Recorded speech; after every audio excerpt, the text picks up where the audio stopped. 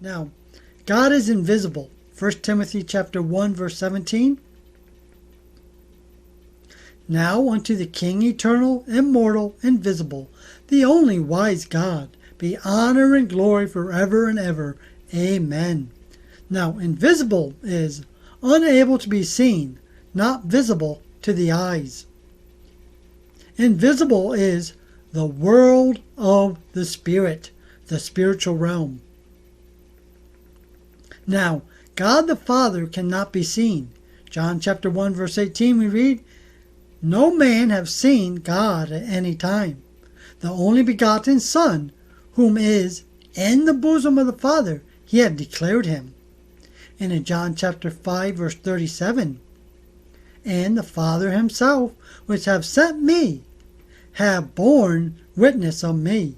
He have neither heard his voice at any time, nor seen his shape.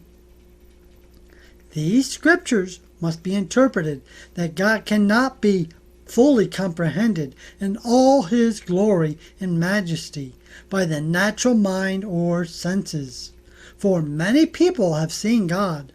In the Old Testament, there is a number of places where God is seen. Some have seen him in a vision or a dream. But there are times in the Old Testament when God is seen, and it is not a vision or a dream. Moses on Mount Sinai seen God, although Moses was not allowed to see God's face. Exodus chapter 33, verse 20.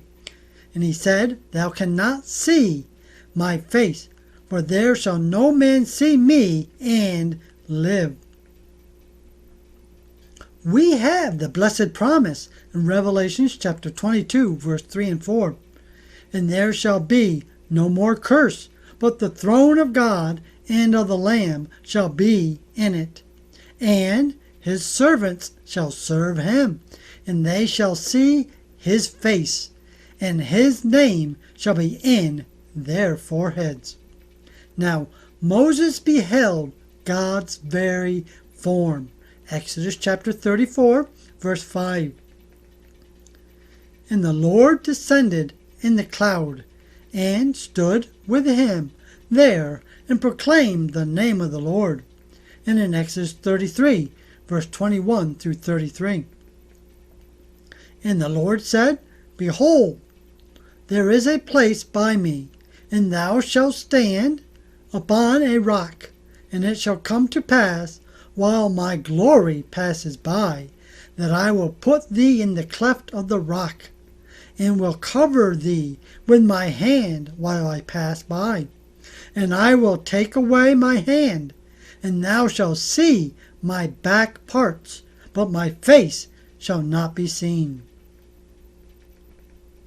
So here we see that Moses seen the back parts of God, and that God placed his hand on him so he could not see until it was safe that he could see his back parts.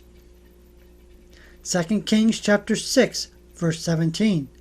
And Elisha prayed and said, Lord, I pray thee, open his eyes, that he may see. And the Lord opened the eyes of the young man, and he saw, and behold, the mountain was full of horses and chariots of fire round about Elisha.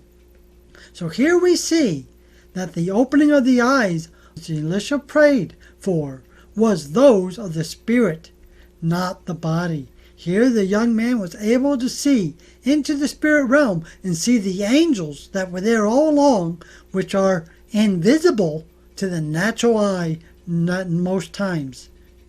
1 Corinthians chapter 12 verse 10 says, to another the working of miracles, to another prophecy, to another discerning of spirits, to another divers kinds of tongues, to another interpretation of tongues. So we see in 1 Corinthians chapter 10 that God gives us the ability to see into the spiritual realm.